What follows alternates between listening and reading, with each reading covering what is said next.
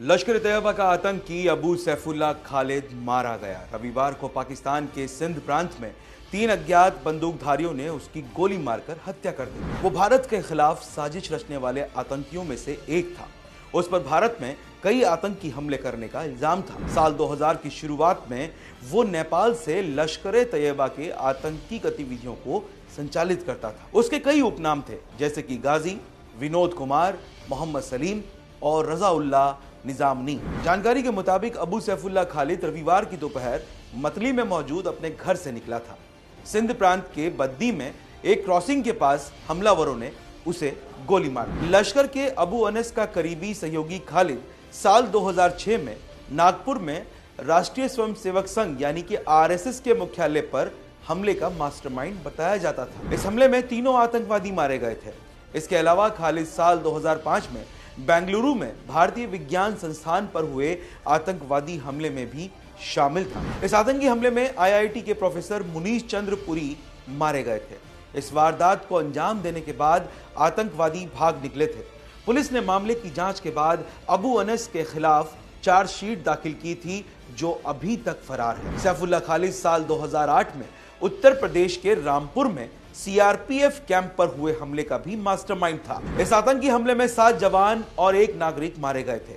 2 आतंकवादी अंधेरे का फायदा उठाकर वहां से भाग निकले थे। दरअसल साल 2000 में सैफुल्लाह खालिद लश्कर के नेपाल मॉड्यूल का प्रभारी था।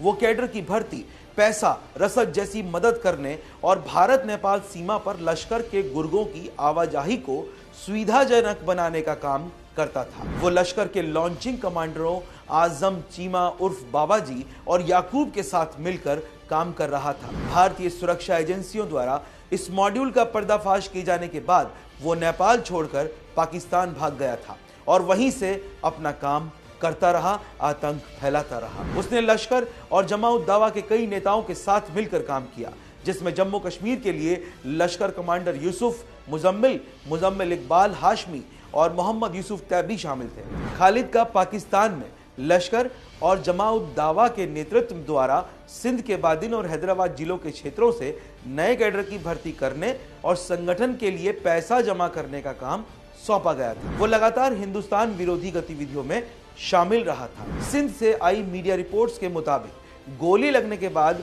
सैफुल्लाह खालिद को अस्पताल ले जाया गया, जहां डॉक्टरों ने जांच के बाद उसे मृत घोषित कर दिया। बताया जा रहा है कि आपसी रंजिश में उसकी हत्या की गई हो सकती है, लेकिन उसकी मौत को भारत के लिए एक बड़ी सफलता और लश्कर तैयबा के लिए एक बड़ा झटका माना जा रहा है। उसकी मौत से लश्कर के आतंकी नेटवर्क को कमजोर करने में मदद मिली है। ये भारत की आतंकवाद के खिलाफ लड़ाई में एक महत्वपूर्ण उपलब्धि है।